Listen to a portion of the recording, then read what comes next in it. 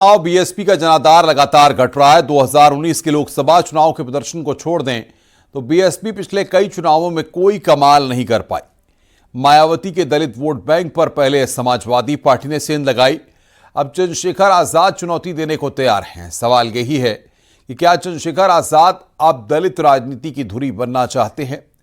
उपचुनाव के प्रचार में चंद्रशेखर का भावनात्मक रूप भी दिख रहा है और आक्रामक भी। क्या बीएसपी को मिलेगी कड़ी चुनौती? देखिए रिपोर्ट।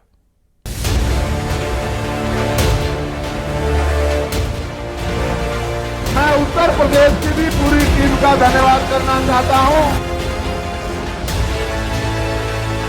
क्या बीएसपी के लिए चंद्रशेखर आजाद बड़ी चुनौती बन रहे हैं?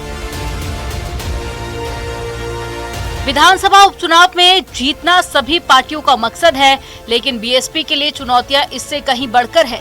बीजेपी आरएलडी के प्रत्याशी जहां ताल ठोक रहे हैं, तो वहीं एसपी के प्रत्याशियों को कांग्रेस का समर्थन है। वहीं नगीना के सांसद चंद्रशेखर भी अपनी पार्टी और प्रत्याशी के साथ ताल ठोकते हुए दिख रहे हैं।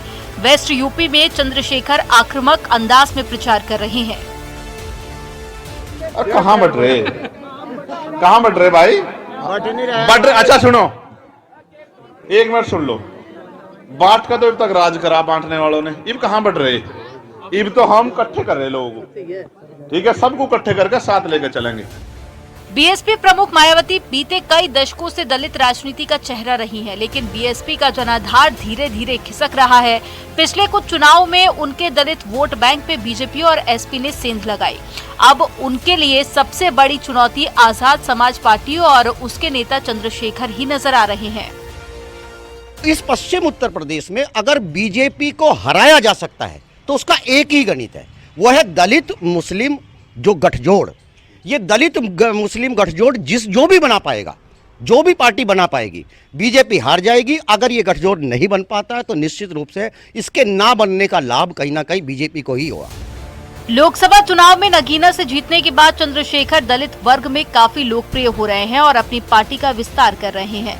दरअसल यूपी की राजनीति में बीएसपी और एएसपी के लिए दलित वोटरों पर पकड़ बनाने की होड़ है। जो दलित वोटरों को लुभाएगा वहीं आगे पिछड़ों की सियासत का प्रमुख चेहरा होगा।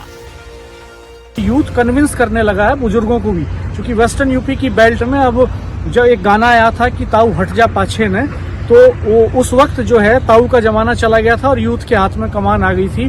तो यूथ अब डिसीजन मेकिंग कैपेसिटी में है, फैमिलीज के अंदर भी, तो वो शिफ्टिंग हो रही है। और मायावती की तरफ से अभी तक बहुत ठोस प्रयास ऐसे नहीं हो रहे हैं यहाँ पे इस इलेक्शन में कि वो उस वोट बैंक को सहेज सकें, रोक सकें। तो उनके सामने इन उपचुनावों में भी बहुत कड़ी चुनौती है। चंद्रशेखर ने कानपुर की सीसामऊ सीट को छोड़कर बाकी 8 सीटों पर प्रत्याशी उतारे हैं। वहीं बीएसपी ने सभी 9 सीटों पर कैंडिडेट उतारे हैं। तो लोकसभा चुनावों में मिली जीत और उसके प्रत्याशियों को मिले समर्थन से उत्साहित चंद्रशेखर अब दलित राजनीति का नया चेहरा बनने जा रहे हैं।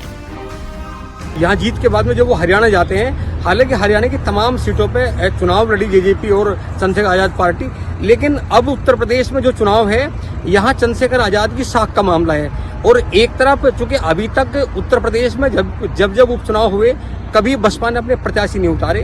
पहली बार बसपा ने 9 सीटों पर अपने प्रत्याशी उतारे हैं। अब देखना यह है कि चंद्रशेखर आजाद मतलब आजाद समाज पार्टी और बहुजन समाज पार्टी, इन दोनों में किसके पास जो बसपा का जो दलितों का कैडर वोट है वो किस तरफ जाने वाला है। देखने वाली बात होगी कि दलित सियासत पे इस नए मोड़ से निपटने के लिए बीएसपी सुप्रीमो मायावती क्या नई चाल चलती हैं।